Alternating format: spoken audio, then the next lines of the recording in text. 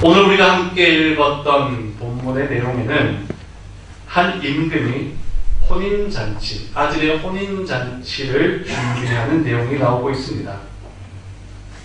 성경에는 혼인잔치의 이야기가 곳곳에 나오고 있습니다.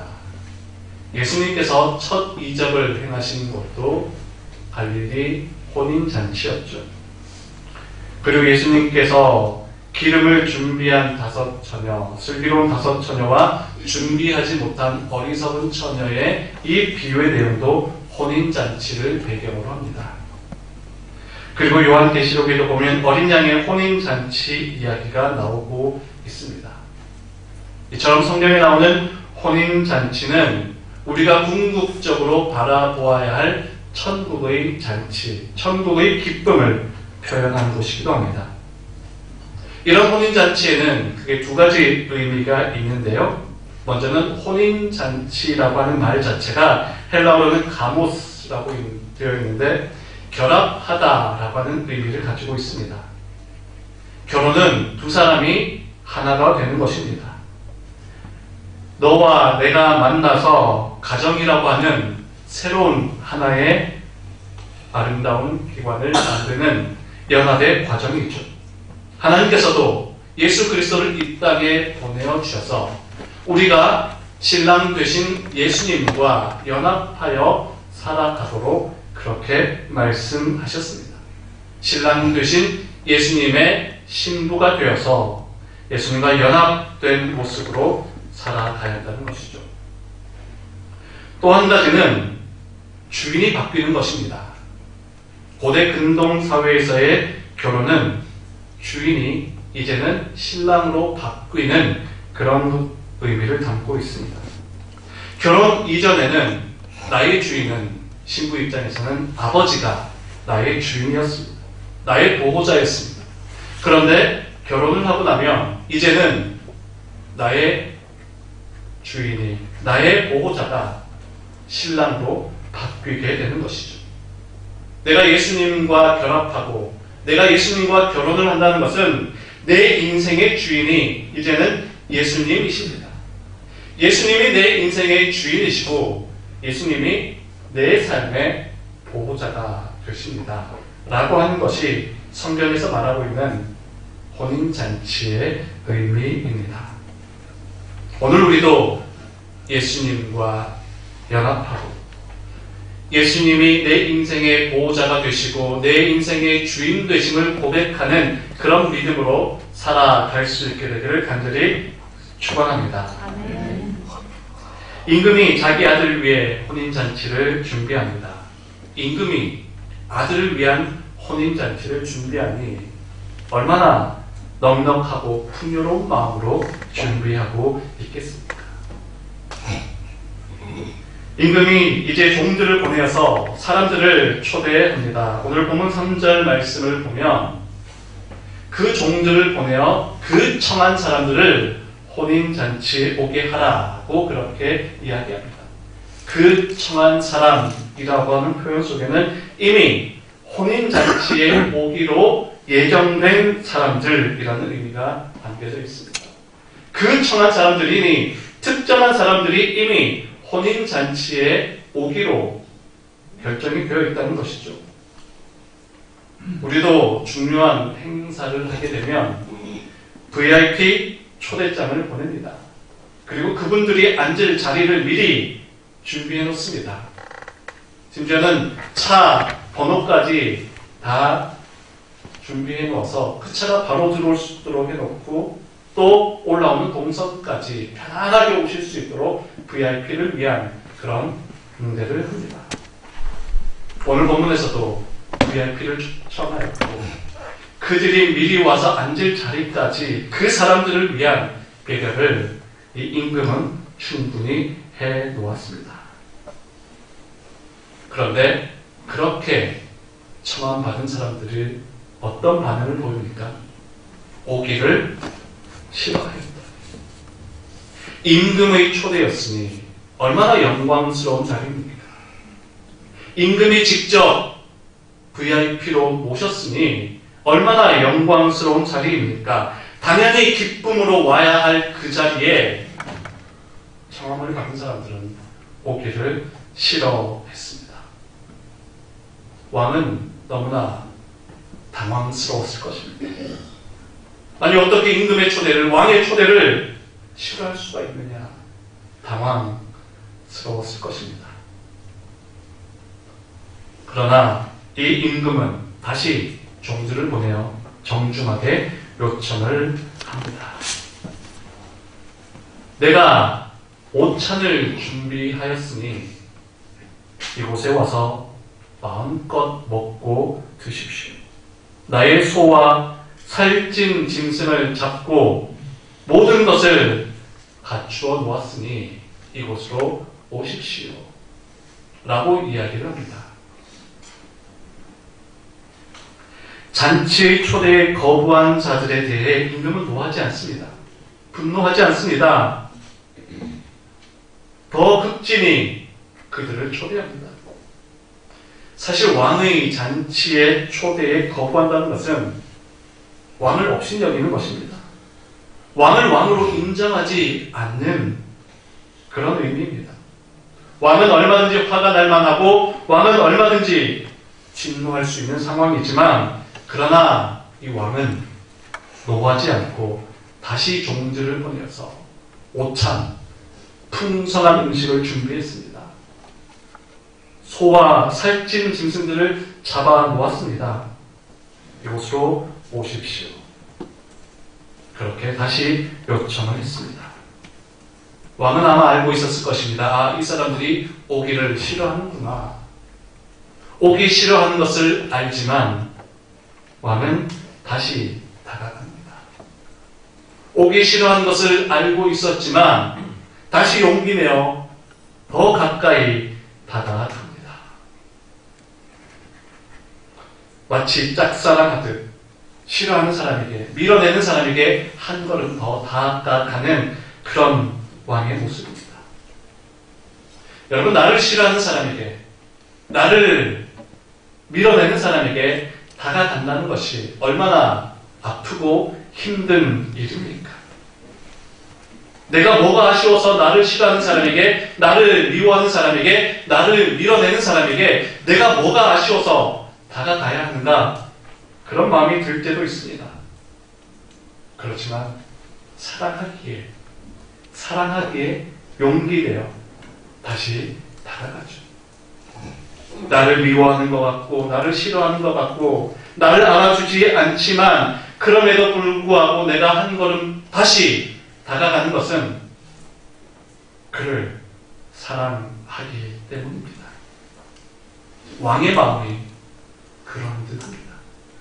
오기 싫어하는 사람들, 왕의 명령을 거절하는 사람들, 진노하지 않고 다시 다가가서 내가 오찬을 준비하였습니다. 이곳에 오면 풍성한 것이 있습니다. 모든 것이 갖추어져 있습니다. 이곳으로 오십시오.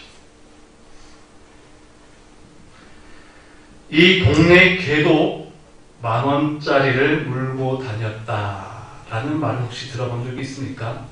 앞에 보이는 이 사진은 강원도 동해시에 있는 사진이라고 합니다. 조각상이라고 합니다.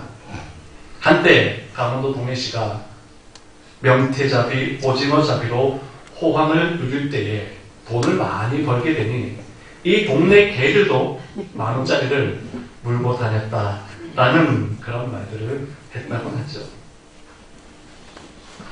근데 성경에도 비슷한 말이 나옵니다. 열왕기상 10장 말씀인데요. 왕이 예루살렘에서 은을 돌같이 흔하게 하고 백향목을 평지에 뽕나무같이 많게 하였더라. 여러분, 이 왕이 어떤 왕이었을까요?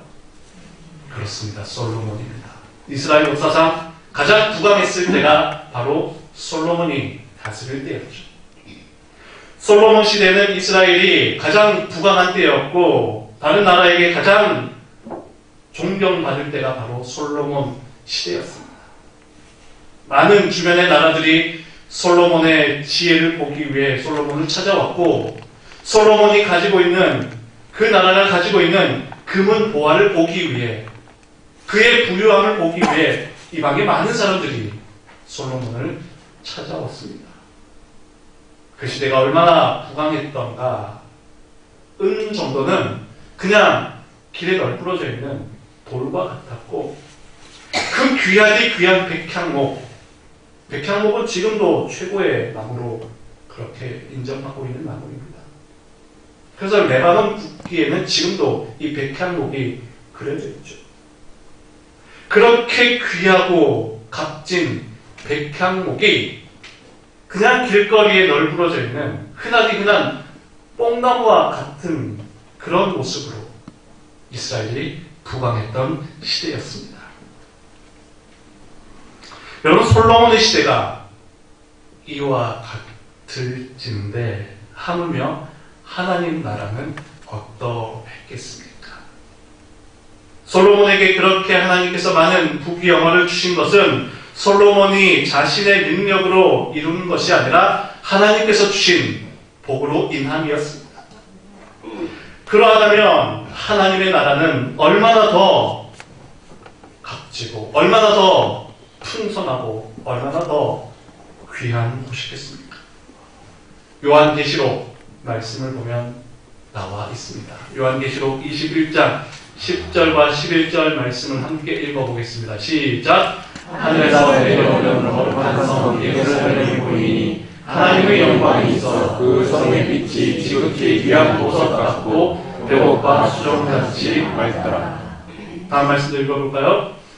생명수박을 내게 보이니 하나님의 어린 양의 보좌로부터 나와서 길 가운데로 걸어가 강 가운데 생명나무가 있어 10가지 열매를 맺되 달마다 그 열매를 맺고 그 나무가 만국을 치료하기 위하여 있더라. 이것이 하나님 나라의 모습입니다. 어린 양의 혼인잔치가 열려지는 천국의 모습이 하나님의 나라가 이와 같이 아름답고도 풍성한 곳입니다. 오늘 본문에 나오는 왕 역시 부족함이 없도록 세상에서 보기 힘든 그런 값진 것들로 그의 잔치를 풍성하게 마련하고 다시 사람을 불렀습니다. 그런데 사람들의 반응은 어떠했습니까? 오기를 싫어했습니다. 왜 오기 싫어했느냐? 그 이유를 살펴보니 한 사람은 자기 밭으로 가서 일을 해야 한다고 합니다. 또 한 사람은 자기 사업하러 가야 한다고 바쁘다고 합니다. 자기 밭으로 가고 자기 사업하러 가야 하기 때문에 왕의 잔치에 갈 여유가 없다는 것이죠. 열심히 가서 밭에 가서 열심히 일을 해야지 지금 내가 그 잔치에 갈 만한 상황이 안 됩니다. 내가 벌여놓은 사업이 많이 있는데 열심히 일을 해서 돈을 벌어야지. 거기 갈 수 있는 상황이 아닙니다. 돌아보지 않다라는 말은 관심을 주지 않다, 혹은 무시하다라고 하는 의미를 담고 있습니다. 이 단어가 히브리서 2장 3절에서는 하나님의 구원을 등한히 여기다 라는 표현으로 사용됩니다. 돌아보지 않다, 왕의 잔치에 돌아보지 않는다라고 하는 것은 하나님의 구원을 등한히 여겼다라고 하는 의미입니다. 그런데 참 안타까운 것은 한 번 더 생각해 본다면, 여러분, 이들이 밭에 가서 아무리 열심히 일을 해본들 왕의 잔치만큼 풍성한 것을 마련할 수 있겠습니까? 이들이 아무리 자기 사업장에 가서 열심히 일을 한다 한들 왕의 잔치처럼 귀하고 값진 것을 자신들의 힘으로 얻을 수 있겠습니까? 거기 가면 다 있는 것인데, 왕의 잔치에 가면 다 있는 것인데 그것을 알지 못하고 자기 힘으로, 자기 노력으로 이것을 만들어내야 한다고 생각하며 왕의 잔치에 관심을 두지 않았던 것이죠.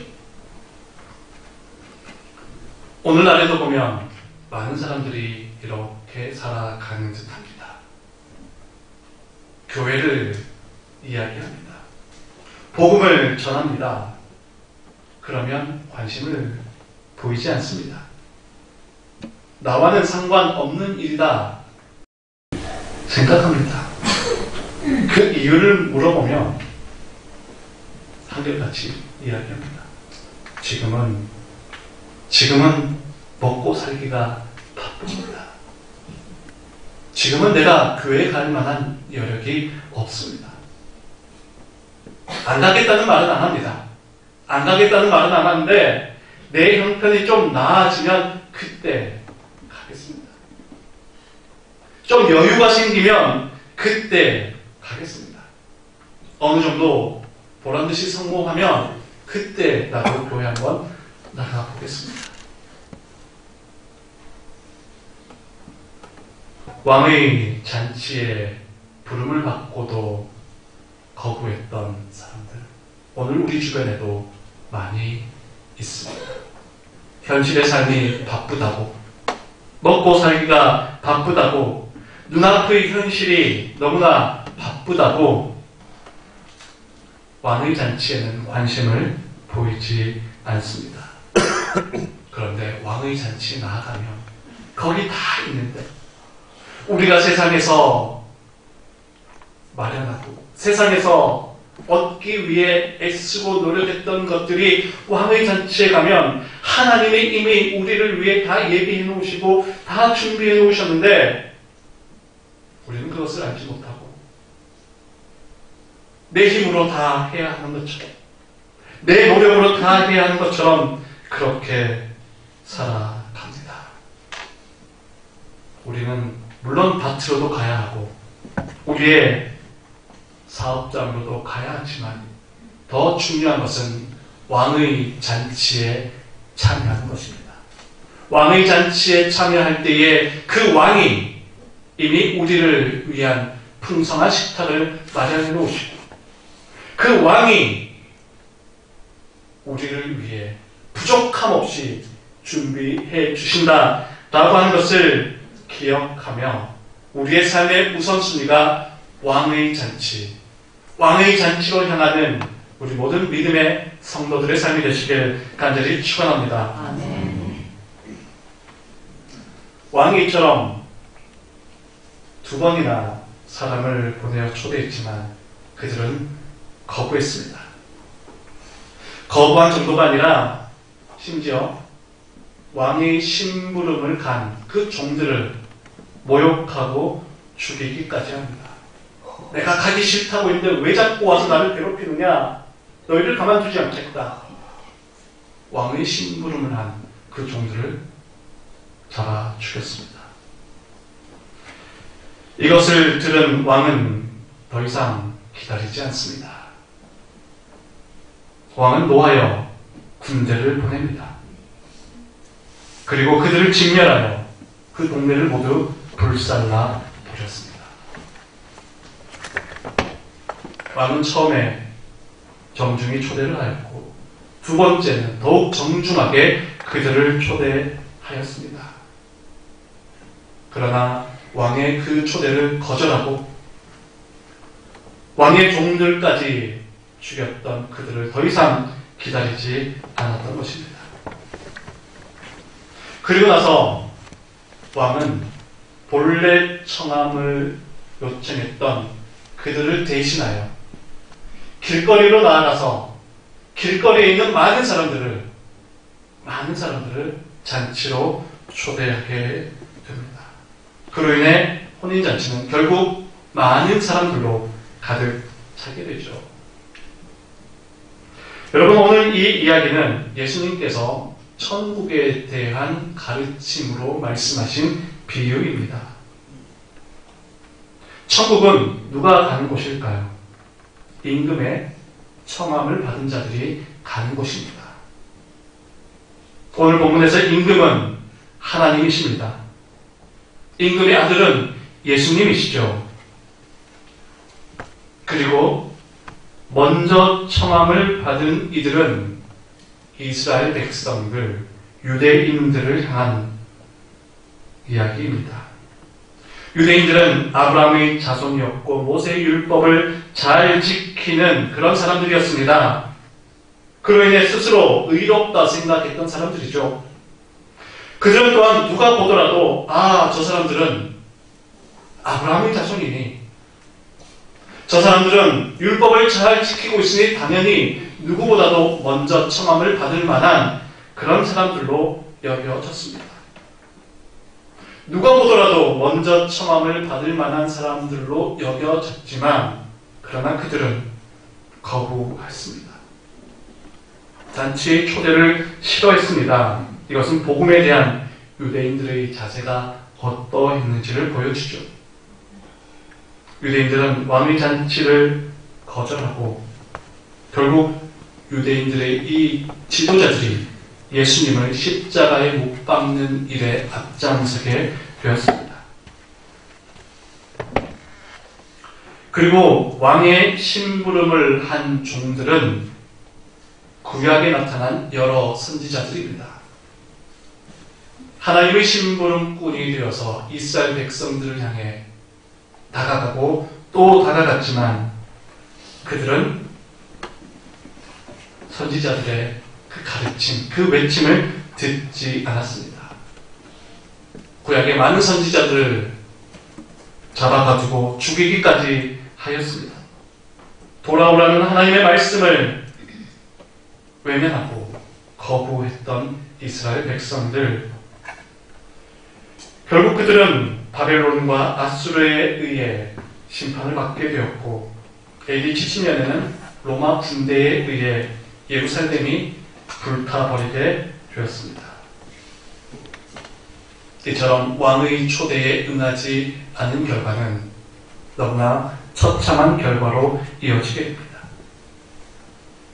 그리고 나서 왕의 잔치는 누구에 의해 채워졌습니까? 길거리에 있는 많은 사람들에 의해 채워졌습니다. 길거리의 많은 사람들은 이제 이스라엘 백성들, 유대인이 아닌 이방인들을 지칭하는 말입니다. 유대인이 아닐지라도 이방인들에 의해서 하나님의 잔치는 채워질 것이다 말씀하셨습니다. 하나님의 나라는 이스라엘 백성들만을 위해, 유대인들만을 위해 준비된 것은 결코 아닙니다. 하나님의 나라는 누구에게나 열려져 있습니다. 하나님의 나라는 누구나 그곳에 올 수 있는 곳입니다. 하나님께서는 유대인이든 이방인이든 남자든 여자든 누구든지 들어올 수 있도록 문을 활짝 열어 두셨습니다. 그렇다고 해서 아무나 들어올 수 있는 것은 결코 아닙니다. 임금이 길거리에 있는 많은 사람들을 잔치로 초대했는데, 그런데 그 중에 한 사람이 예복을 입지 않고 들어온 사람이 있습니다. 그 당시에 고위 관직이나 왕의 잔치에 참여할 때는 반드시 예복을 입고 와야 합니다. 그것이 왕에 대한 최소한의 예의였고 왕을 왕으로 인정하는 그런 모습이었기 때문입니다. 물론 길거리에서 갑작스럽게 온 사람들이기 때문에 예복을 입지 못할 수도 있습니다. 그런데 그 당시의 풍습에는 입구에 예복을 미리 준비해 놓았다고 합니다. 집에서부터 예복을 입고 오는 사람들도 있었지만 예복을 미처 준비하지 못한 사람들을 위해 잔치 입구에 예복을 준비해 놓고, 미리 준비하지 못했다 할지라도 그 입구에서 준비된 예복을 모두가 입고 들어와야 했던 것이죠. 길거리에서 바로 온 사람들, 입구에서라도 예복을 입고 들어왔어야 했는데 그중 한 사람은 그 예복조차 입지 않고 들어왔습니다. 왜 예복을 입지 않았느냐 질문했지만 아무 대답도 하지 않습니다. 천국은 누구에게나 열려진 곳이지만 아무나 들어갈 수 있는 곳은 결코 아닙니다. 예복을 갖춘 자만이 들어갈 수 있습니다. 그렇다면 예복은 무엇을 의미하는 것일까? 갈라디아서 3장 27절의 말씀을 함께 읽습니다. 누구든지 그리스도와 합하기 위하여 세례를 받는 자는 그리스도로 옷 입었느니라. 아멘. 예복은 예수 그리스도를 의미합니다. 예수 그리스도로 옷 입은 자들만이 천국으로 들어갈 수 있습니다. 예수 그리스도의 새로운 옷을 입고 천국으로 들어갈 때에 우리는 당당한 천국 시민이 될 수 있고 하나님 나라의 백성이 될 수 있다는 것이죠.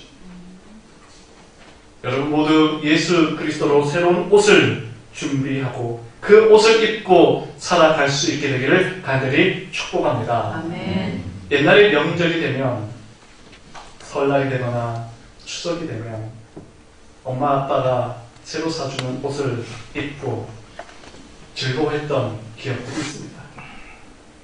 새로운 옷을 입었을 때 얼마나 기분이 좋고 얼마나 설레입니까? 그 옷을 입고 밖으로 나가고 싶고 그 옷을 입고 학교를 가고 싶고 그 옷을 입고 교회로 가고 싶었던 그런 설렘들이 있었습니다. 여러분 우리가 바로 이런 마음으로 예수 그리스도로 새로운 옷을 입고 설레는 마음으로 그 천국 잔치에 들어갈 수 있는 믿음이 우리에게 있어야 한다는 것입니다. 새로운 옷을 입는다라고 하는 것은 이제 과거의 옷을 벗어 던져버리는 것입니다. 새 옷이 있는데 계속해서 낡은 옷을 입는다면 얼마나 안타까운 일입니까? 이제 낡은 옷은 다 헤어진 옷은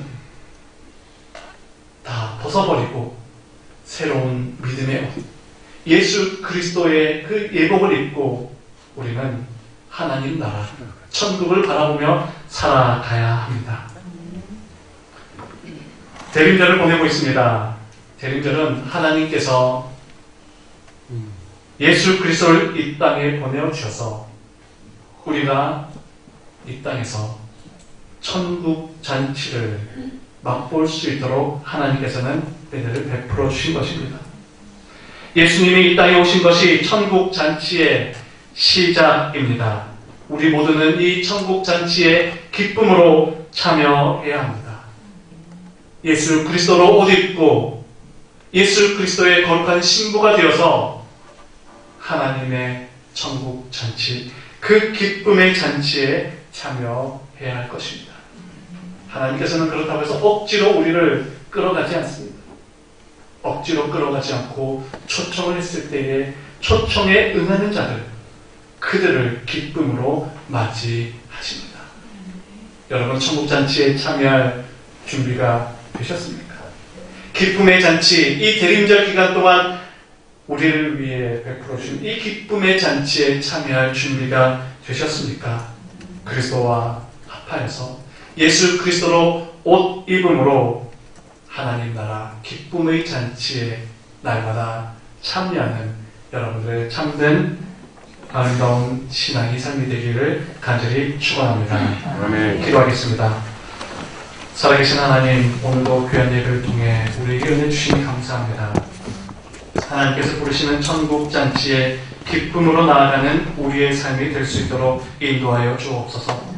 내 일상이 바빠서, 내가 무지하여서, 영적으로 나태하여서 하나님의 부르심을 외면하며 살아가고 있지는 않은지 돌아보며 날마다 예수 그리스도로 옷 입고 하나님의 천국 잔치에 기쁨으로 나아가는 우리의 삶이 될 수 있도록 인도하여 주시옵소서. 예수님 거룩하신 이름으로 기도하옵나이다. 아멘.